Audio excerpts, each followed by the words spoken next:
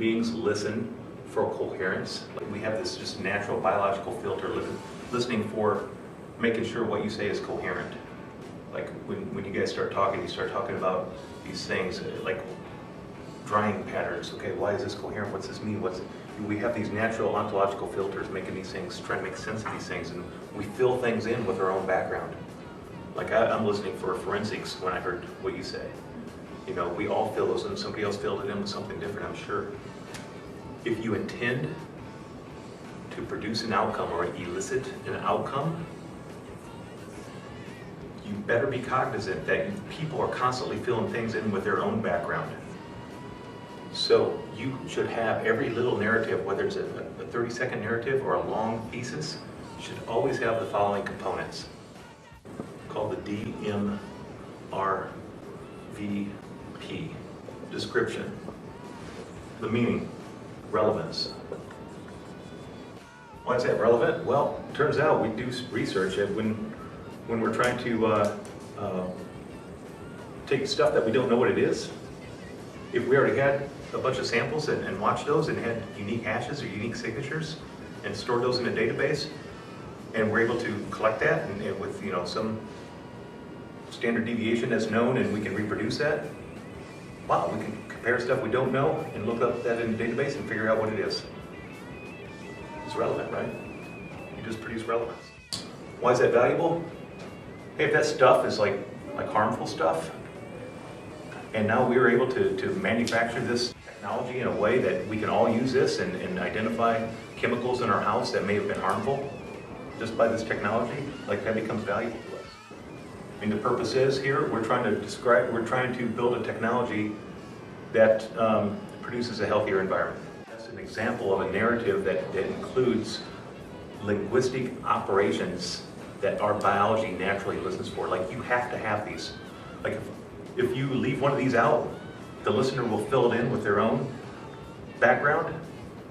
And why is that important? It's like, great, filled in.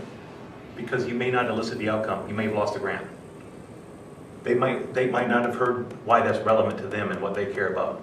Well, I'm about to pay Kara a bunch of money to go, further this research. But I got to make sure that this needs to be something I care about. So you have to have a description, meaning, relevance, value, and purpose in all of your narratives. Reread, here's for 100 extra bonus points today. When you go home tonight, look through your own narratives that you produced today and see if you can identify description, meaning, relevance, value, and purpose in each of those narratives that you get wrote. Start just by kind of, again, reiterating some observations. Kara, good job going first. I always admire that because it's not easy. We have to overcome our own biology and nervousness and nervous system and all that, so good job. Good eye contact. Thought you did a great job of using common language and a good job of sticking to a thesis. You only have so little time there, and to stick, not. It's hard not to do that, especially in a technical field, right? Sarah, you were clearly organized around an outcome.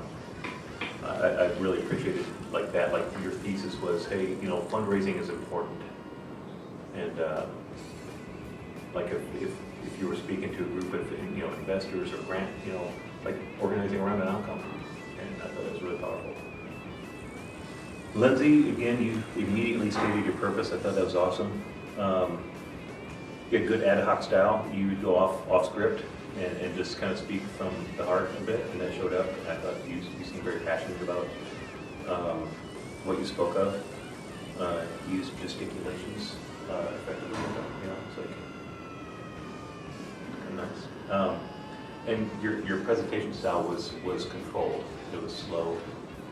Not slow but it was, sometimes we get really, worked up and you're kind of nervous and you start talking about technical, you're not real fast, and it's kind of nervous and it's like, what did they just say? You were very controlled, very methodical, and it showed up nicely. And Catherine, again, you came out of the box with a very immediately stated purpose, and I liked how you just, hey, we're watching stuff dry. I mean, it's kind of almost an understatement, you know, to engage. It's like, okay, but I know there's something else here because this is a technology thing. So what am I, you know, it's like it pulled me in. It's like staying so dry. I know she's doing something cooler than that. This is college.